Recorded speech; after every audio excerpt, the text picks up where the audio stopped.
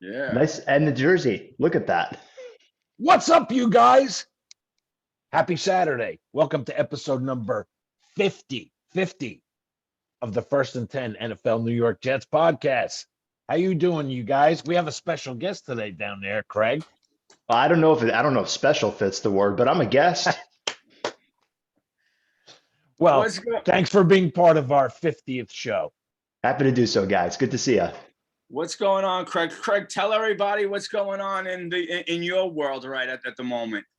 What is going on in my world? Well, my band Fires in the Distance just finished up with recording. So we got our next album coming out. We just finished some string orchestrations in Salt Lake City, which are sounding phenomenal. So Nice. looking forward to getting some music going on. And yeah, other than that, just, doing my thing. Very cool. Very cool. Nice. Hey, Craig, if you're in the area on May 14th, our boy Kevin's got a big gig coming up too, right? Kev, tell everybody about that. Yeah. For those who don't know, for those who don't know who are new to the podcast, and please like and subscribe. Craig plays bass for this band, Fires in the Distance, and Kevin, as everyone knows, is the lead singer for this band, Hostile Rage. So check both bands out, guys. You won't be sorry. Their stuff is killer, kicks ass. And Kevin, tell everyone what's going on with you as well. May 14th, Dingbats, Clifton, New Jersey. Hostile Rage, Scarlet King, Death Cactus, Morbid Cross. Should be a nice night of metal. And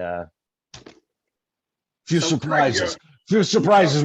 We got a couple new ones we're going to introduce. So, Craig, if you're around, come and hang out. We'll have a beer. oh hell yeah, hell yeah. We'll have a nice night, I'll do my best. The only issue is that that's right before we're leaving for a few out-of-state gigs, so we might need that as a rehearsal day. But Okay, if cool. not, man, I'm down to Where take you a drive guys- to Jersey. Where you guys headed? Where are you going? So in early June, we've got dates we're going from New York, Delaware, Baltimore, DC, Buffalo, Ottawa, Toronto.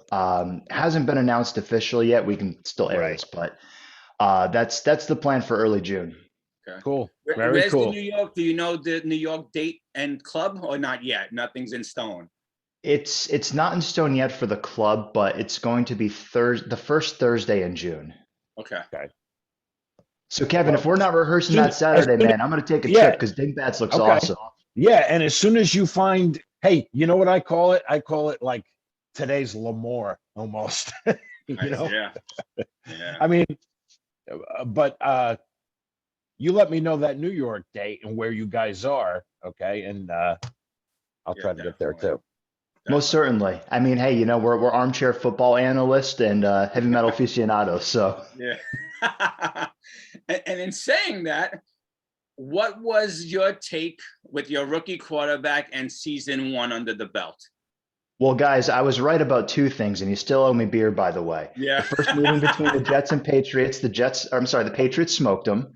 Mhm. And before the season started, I called 10-7 for the Pats, and right on the money.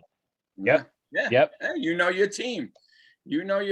So what's the next step in the evolution of what's his name, Mac Jones? Is it division now? Is that the next goal, or just what do you want to see this team? What's the next step for your Patriots?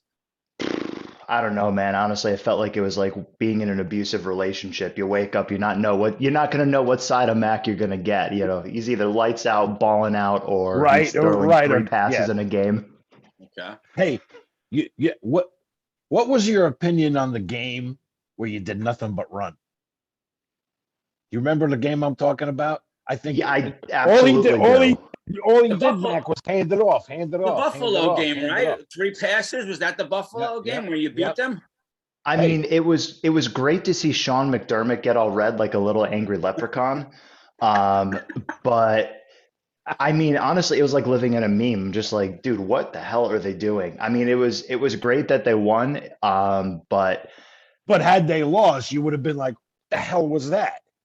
I really think they got exposed after their bye week, and inside runs were killing them. I really think that last season, the best way to put it was the Patriots were playing not to lose.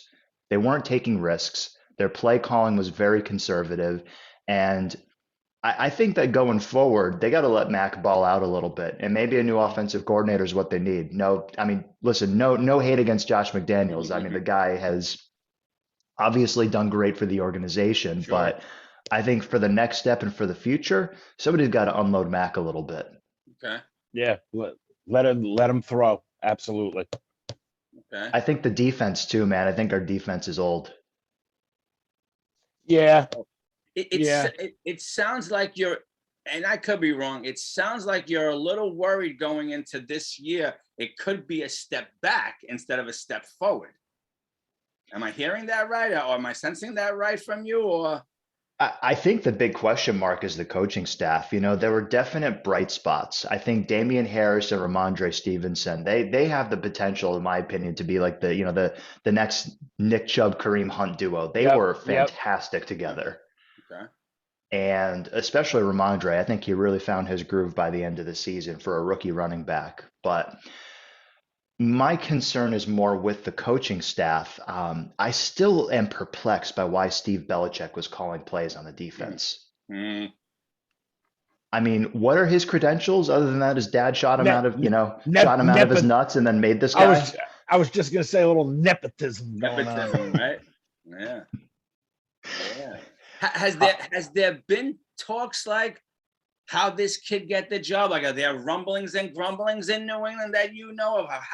How did he land the job? Other than his dad's, going to go down as the greatest coach ever, but how did he get his job? Did he come through the rankings? What's his back? It's true. What's his background?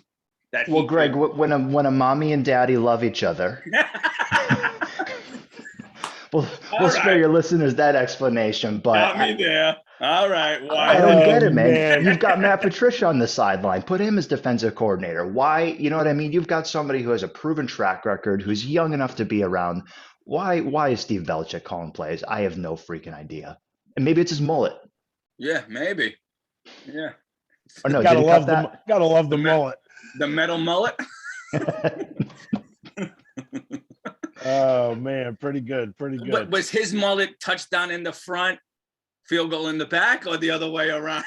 I just think it was something for Josh Allen to grab onto as he was slamming him up the rear. But hey, that's neither here nor there. So, Craig, let us. The game I want to talk to you about is the playoff game, where for me, and you're going to say, well, you're a Jet fan. Of course, you're going to say that. You're a hater. Your team looked slow that night. The team looked like it did not want to play. And your team is a well-known fact, like loves to play in the cold. This team didn't look like it was prepared or ready to play this Buffalo team, let alone play in the cold. What was your take on, your team that night in the playoffs? What did you think? I think it was the absolute trough. It's like going into the bye week, they were looking amazing. The defense was firing on all cylinders. Yep. The offense was performing well. People were stepping up and making plays. And it just felt like after the bye week, Indianapolis exposed us Mm-hmm. and they ran all over the Pats. And I just felt like that was the bottom part. They were riding their early season into the playoffs. Mhm. And it just the wave kind of naturally troughed out Okay. at the wild card game, and that was Hey, it, man. They the way they they were sucked. the way they were playing going into it, I was like, oh man, they're gonna make a little run here, maybe.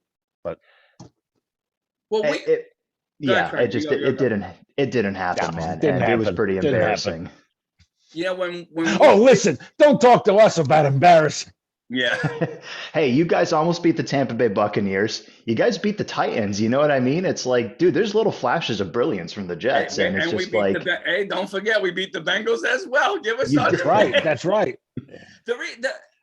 for me as just a football fan sitting down watching the game before before that playoff game, Kevin and I said we didn't know if the Patriots would beat Buffalo, but we thought they were going to give them a hell of a game. Like, we didn't think it was going to be that type of game. And just as a football fan watching that game, there was nothing positive about that night. They were just blown out early. Once Mac threw that interception, I think it was 7-0.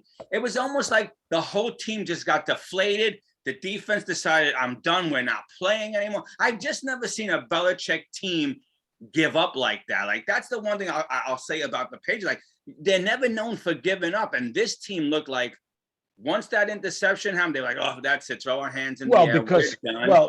Never known for giving up because for the most part, you always had Tom Brady and you didn't have to give up. Because you knew as long as there was 2 minutes left, you always had a chance. Yeah, so. But I don't always want to go back to this is a new team. Oh, yeah. And even during the season, they never looked like they held their heads down. Like, and I didn't watch too many Patriots. I probably watched 5 or 6, but they never looked like they were a defeated team, even when they were losing. This game, as soon as they went down 7-0, I don't know if it was the cold. Again, I'm just a spectator watching. You know more than I do. They just looked like they mailed it in. That was it. They were done, giving our keys. Let's get a flight out of here and end of story. Am I right? Like, did you feel the same way watching that game? Like, what was your take when Mac threw that interception? I mean, I'm with Kevin. I think it's just a lack of leadership, because it's not just having Tom Brady. It's his personality, man. You know what I mean? He's like, he's going to get everybody to march in his army, and he's leading from the trenches. And the rest of the team always knew, man, we got him. We got a shot. Doesn't matter how the game. There's 2 minutes left. Whatever. We got a shot. And those are big big shoes to fill for a rookie quarterback. So sure. I don't know if that's something he's going to grow into, but they never really had that offensive figure. You've got Devin McCourty and Matt Judon on defense. I mean, big personalities. Mm-hmm. Matthew Slater for special teams. There's a leadership hole in the offense, and again, they were playing not to lose. They were riding their defense. They were riding on the fact that they could probably force a couple of mistakes from the other team, and Mac just don't fuck up. That was kind of his MO. Just don't throw the game away. But manage the game. But at the same time, no risk, no reward. Oh, absolutely. Hey, you got to be willing to be wrong in order to be right, when you raise your hand. So where does this team go in free agency? Or where would you like to see them go in free agency? This is going to sound controversial, but I'd love to see him shop J.C. Jackson and see what they could get for him. Okay. Dude's an absolute stud at corner, but at the same time, if teams are willing to overpay for him, and this is kind of his premium in terms of what you can get, I think we need a little bit more speed and a little bit more youth on defense. Okay. You got some pieces to build around, like with Christian Barmore and Matt Judon sticking around for a while. Like those are awesome locks. Those are awesome guys. But I think at corner, J.C. Jackson was a lockdown, but on the other sides, I mean, I feel like the secondary struggled at times, and I feel like they weren't making plays and weren't playing aggressively. Okay. In particular, Jalen Mills, I feel like, he's kind of the rent-a-car that doesn't have any treads left on the tires. Okay. What about, and again, it's hard to say where you want your team to draft, not who you want your team to draft until you see what they do in free agency. But what's a name for you that you would love, the Pats to go after or fall in your lap? What's the player you're hoping you guys could land? Bill Is O'Brien. there a player? Who? Bill O'Brien. I'm not even kidding, man. There's talk about Matt Patricia helping with the offense, and I'm hearing that what the fuck? Why? Okay. Offense. Yeah, running it by committee. No, get a good offensive coordinator that has history that can help develop. What do you got? What do you got? Jet personnel, and that's like a jet thing. It doesn't make any sense, and I know these are off-season grumblings, but I don't know, man. Sometimes I think Bill Belichick, and listen, no disrespect to him, but I think he likes to smell his own farts at times, and it's like, dude, you got to see what's happening in front of you, man. You're in rebuild mode, and you did great last year. Yes. And seeing Cam Newton explode and just dive bomb on the Panthers last year, the fact that the Patriots won, I think, what was it, 7 games with them? Yeah. Yes. Yeah. Is amazing. So, Bill, you've still got it, but put the right pieces around you to succeed. And right. I think he's got a good team and good players, but I think I feel bad for saying this, but I think the coaching's got to step up. Okay. Did you ever think you'd say that? Yeah. No, because to quote Tony Romo, when you had Brady, that was like having your offensive coordinator on the field. You know what I Right. mean? Exactly. Exactly. You had a coach and a QB on the field in one. Yeah, no, So that's true. yep. And That's I think true. Mac can grow into that eventually. But listen, that's a tall order for a rookie. And, He's you just got know, to learn how to scream at his offensive lineman like Brady. exactly. So there's no truth of Gase coming onto the staff, is there? I don't know, maybe as like a water boy or like, somebody to do the laundry after games. I don't get that, dude. I don't No, I don't understand get the that allure either. I don't about him. get that either. I don't get that either. Yeah. I don't know. So 10-7. What again? I think I asked this earlier. So are you hoping for the same record next year? Are you hoping 10-7 again Right. next year? You gonna 11-6? improve right. What do you think?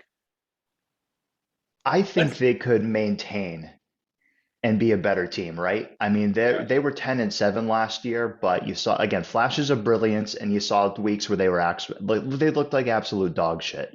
And listen, last season for the NFL was awesome. I had so much fun Which watching hey, games last season. Mhm. a lot of teams look like that week in and week out. One week they look like world beaters, next week Yeah. they look like dog shit. So And the AFC was just so interesting to watch for the rotation and who was on top and who wasn't. And to see the Bengals be in the Super Bowl, man, and that was especially crazy against the with Brett. Rams too.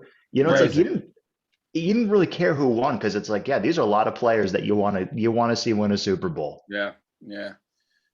The AFC is loaded with young quarterbacks. It's Yes, going to it be a is. fun ride. If these quarterbacks step up the way people think they should, this is Right. going to the AFC for the next 10 years could be a Real fun. dogfight Real every fun. Sunday, Real competitive. you Yes. know?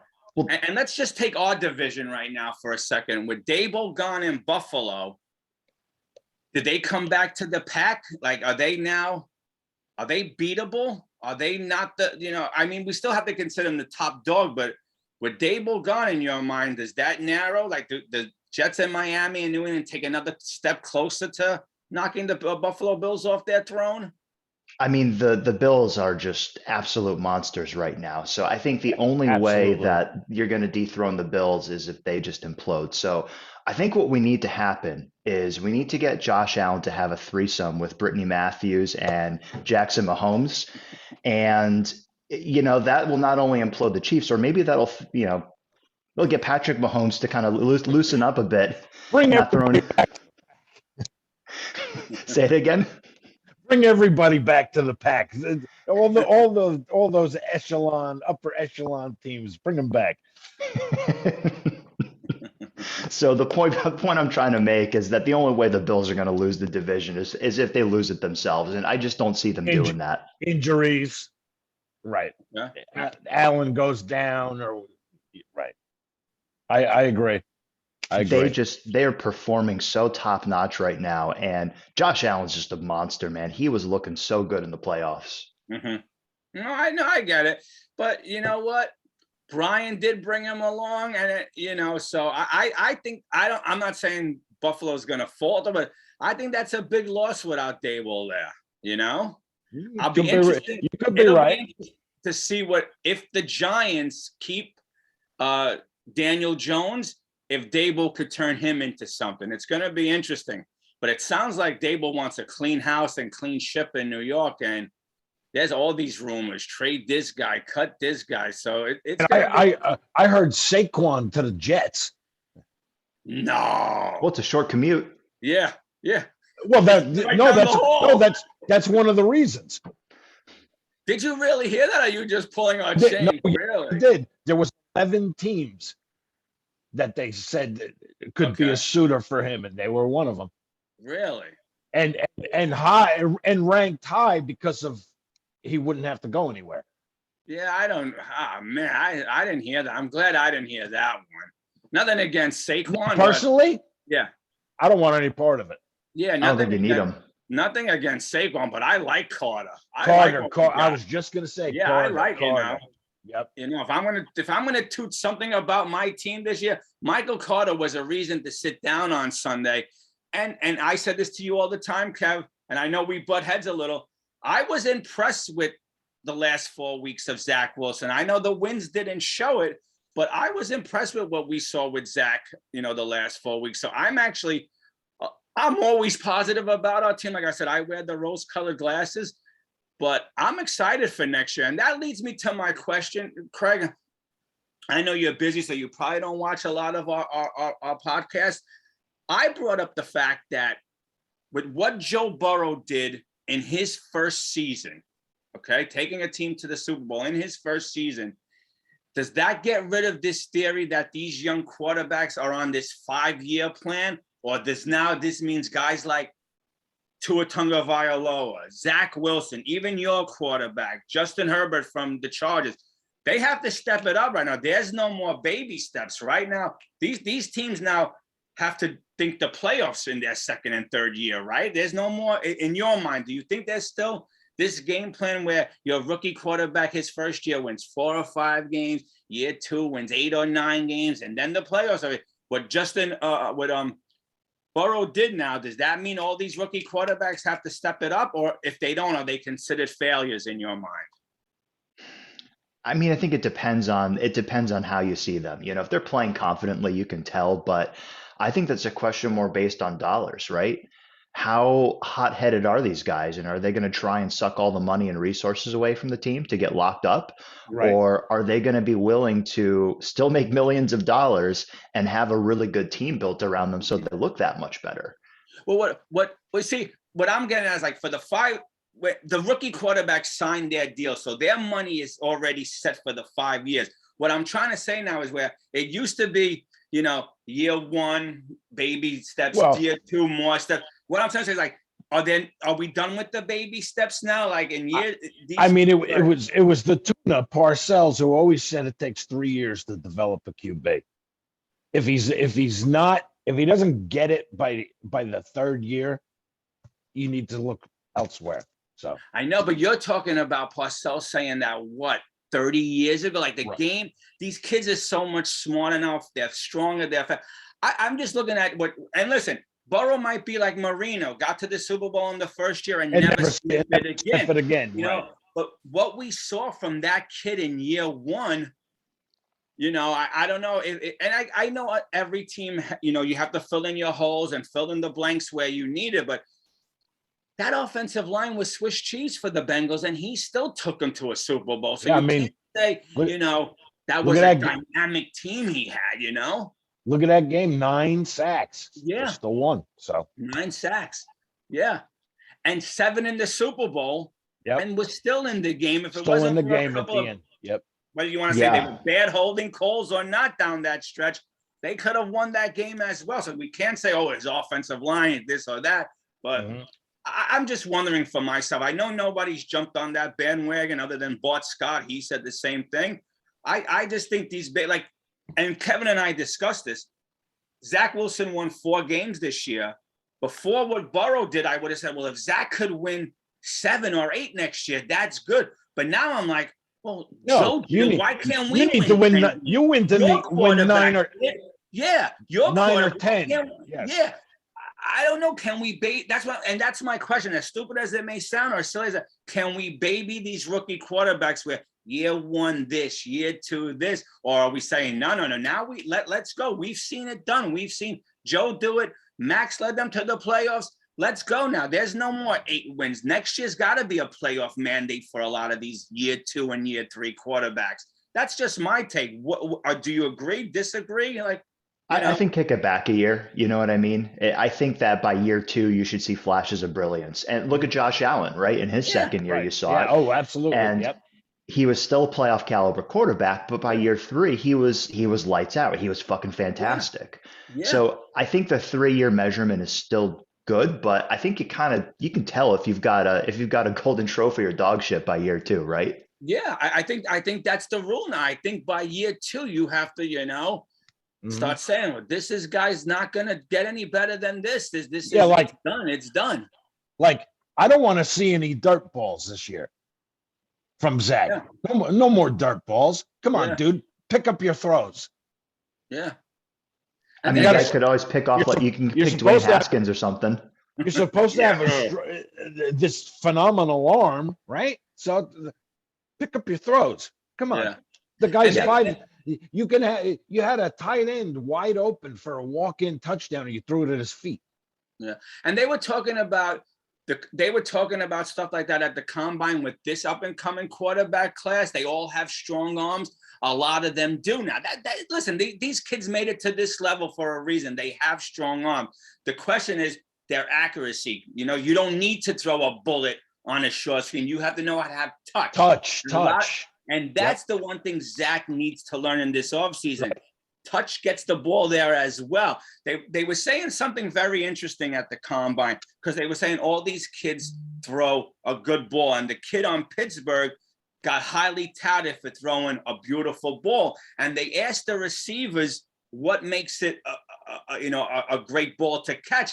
And a lot of the receivers don't have an answer. But one analyst said that when the ball is coming out of the sky, like, falling into your arms, the point should be facing you and the other point should be facing up. That's what makes it a beautiful ball. Mm-hmm. And I thought that was interesting, because when they asked the receivers, and they're young kids, what makes it a catchable ball, they didn't have an answer. But this one analysis said, this what makes it a perfect ball. And he's probably right when you figure the trajectory of the ball, point to point, that's probably what makes it a beautiful ball. And going back to with Zach, he's got to learn how to just put enough touch on it to get it to his receiver, and doesn't have to be, 100-mile-an-hour fastball. Sometimes I saw last year that it was 5, 6, 7 yards the throw, and you were throwing it like you were zipping it 20 or 25 yards. Yeah. I mean, if you ask N'Keal right off Harry, their hands. If you ask N'Keal Harry what makes a catchable ball, first thing you got to do is you got to wrap it up in Velcro. And second, after that, you got to modify your gloves with super glue, and then the other side of Velcro, and then you got it, and then you got to launch it at a perfect, like 45-degree angle, so then it can just sit right in the Velcro. And even then, he probably needs a third hand to hang on to it. So, I'm with you though, man. Touch, and that's one thing Mac Jones had, is that he had a lot of touch. Yes, very accurate. It's just the question of how can the players be utilized, and I still think a lot of this comes down to coaching. Okay. Mm-hmm, mm-hmm. No, I agree. You got to teach that QB. Where you got a defender, nice little touch, arc it over him. Your receivers behind him. Don't throw it on a line, because you're going to get intercepted. So, it's all. They'll get it. They'll get it. Craig, I was just thinking about something you said earlier. You were saying how, I thought you said, unless I heard you wrong, you felt like the Pats were playing not to lose the game, to lose games, right? Mm-hmm. Did that have more to do with Belichick trying to get his crown back, because he heard all the rumblings after going 7-9 without Brady, and then Brady going to a Super Bowl? So did he play this year safe, and now in year 2 he's going to unleash, hellfire on the NFL with Mac Jones? Like, did he play safe because of the QB? Yeah, the rookie QB. What do you think? I think it was McDaniels more than Belichick. Okay. And I think they were trying to have a run-centered offense, which had flashes where it worked really well. They had other games where it just wasn't working. But that's what I'm thinking of, is just on the offense, they were playing very conservatively. And defense, again, they were good at stopping the pass and the big plays, but they were getting chewed up on the run. So that's where I felt like things were conservative, is that they were trying to stop the big plays, but then people just march up on field or just march up on them. And, it's just a lot of red zone conversions that weren't happening. Hunter Henry was a bright spot for sure. Yep. But it felt like they weren't really able to execute all the star power in the way that you would have expected, given the buying spree that they had out of free agency. Okay. One more question for me before we let you go. Time's running out. Will McDaniels be successful with the Raiders? Is Carr in good hands with McDaniels? Derek Carr's another one of those highly paid quarterbacks that I think is just bringing down his team because he's sucking up all the money. Okay. So can they succeed? Sure, but I don't see them getting past a wild card divisional round in the playoffs. Wow. Okay. Okay. I got to agree with you. I got to agree with you. All right. Yeah. I mean, I'm not going to argue with your take on it, you know? First year, you never know.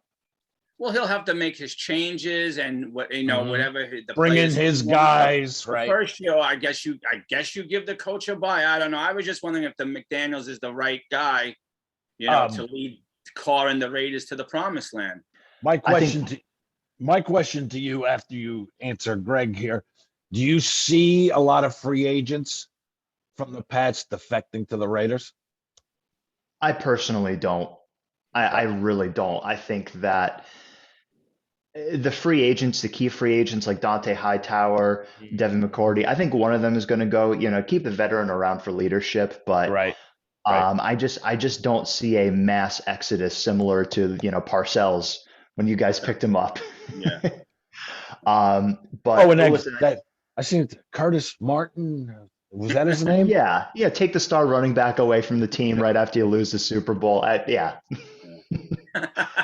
But Greg, listen, man, I think the only way that McDaniels is going to light it up with the Raiders is, maybe if the Raiders move back to Los Angeles and they can confuse some of the guys from the Rams on showing up for the wrong day and they just get the jersey set for them ready to go, Yeah, they play for the wrong team. All right, brother Craig, always a pleasure having you on. Thank you for doing this for us, jumping on our Big 5-0 show. Yep, and 50. There you go. There you go. Hey, good to see you guys. And you let me know about your date. Yeah. Okay. Absolutely. Okay. And your New York date and where it is, and we'll try to hook up. And hey, if you're not busy, May 14th, Dingbats, Clifton, New Jersey. And Dingbats is I think 2 hours away from here, which is perfect. That's not a long drive for a show. And man, after a couple of years of COVID things up, it's just dude, I just want to let loose, drink a few beers and just hell see yeah, awesome man. metal. Yeah. So hell yeah. Yeah. Hell yeah. Sounds It'll be good. a fun night. A fun night. All right, Craig, thank you again, once again, my brother. You have an open door here anytime you want to come on, even if it's just to plug something for your band. We're metalheads here, so but we love that stuff. So the door's always open for you, my brother. You're part of the family. So and all right. Come next season, our first matchup together, we'll have a nice show. If he comes to the Dingbat show, Kev, we'll have to, get him a few beers because we do you do owe me, guys. Yes, we don't want to look like leeches. You have to. No welchers here, man. Yeah, exactly. We don't want to, spoil our bet with him. We'll pay it back. We pay it back. Listen, guys, I've got a strong liver. It's I can process my alcohol. I won't make a complete ass out of myself. But, I will give you shit for losing that. And, free agency next year. You guys are going to sign Brock Osweiler and Dwayne Haskins. You're going to run a 2-quarterback approach. Zach Wilson's going down in week 1. Let's see if I can be right on a couple more things. We'll be running the Wildcat. Yeah. Thanks for that one. We don't already have a curse over our head. We need that one as well. Make that freaking black cloud a little bigger. Thank you. All right, my brother. Be good. We'll talk soon. Good to see you guys. You have a good Thanks weekend. For coming on, brother. You're welcome. Goodbye. Have a good one. All right. That was good. Yeah. Always a pleasure. Get his take. Absolutely. Yeah. So before we wrap this up, Kev, we know we're in Combine week. Combine ends tomorrow. Yes. Yes. We'll have a lot to talk about in 2 weeks, but maybe we'll have to pop on because legal tampering starts March 14th. Yes, it does. Hopefully the Jets are one of the first ones, and Joe Douglas is not going to take a seat back. He's going to make a big splash on day 1 of legal tampering. And then regular free agency, when it becomes official, starts March 16th. So in 2 weeks. I'm hearing some rumors of Amari Cooper. Okay. Would you before that, or is that would have to be a trade, correct? Correct. Somebody asked me about the kid on The Falcons? I don't know. It depends I what mean, we would have to. I'm thinking Corey Davis, Elijah Moore, Uh-huh. Jamison Crowder. How about the tight end from Dallas, Schultz, who's a free agent? I think that, somebody asked me about the kid from Atlanta. Is it Ridley? I don't know what we have to give up. I don't know what I want to give up, And I mean, And- I personally, I don't look at Davis as a one. No, and listen, they have an out after this year, so who knows? I mean, Kev, like I said, until free agency is in the books, and I know it's never in the books, but until that first initial wave is over by the end of March, we'll see what this team looks like and what happens in free agency. But right now, I'd rather build this team during the draft and not give away anything. I mean, get this kid a number one that takes over games. Okay. That just takes over games. We don't have a player that just takes over the game. So instead of trading for someone, what about the kid from Arkansas that everyone's high on in this draft, Treylon Burks? A young kid to grow with Zach, him, Right. Elijah Moore, Michael Carter. Before we wrap this up, I'm tired of giving away our future. I think we did that enough. I'm tired of bringing in, this big name. We're more than one big name away. I'd rather build through the draft, some free agent moves, and not give away our future to bring in a receiver from another team who was disgruntled or whatever. Yeah, I hear you. We'll see. Everyone has a different take, so we'll see. It's going to get exciting. March is going to heat up. April's right around the corner for the draft, and it'll get exciting again. We'll be back next week to really delve into what went down in the combine, free agency coming up. So give you our Names takes. rising on the list and everything. So because it all changes. Yep. So Yep. All right, my brother. Another good one. All right. Yep. You enjoy your Saturday over there. You guys enjoy your Saturday too. And hey, we got to say thanks for sticking with us. Thanks for subscribing. Thanks for watching. Yeah. Thanks for getting us to number 50. Yeah. Who would have Hell thought yeah. when we did that first show we would ever reach 50? But here we are. Wow. I didn't even think we'd reach 5, let alone 50.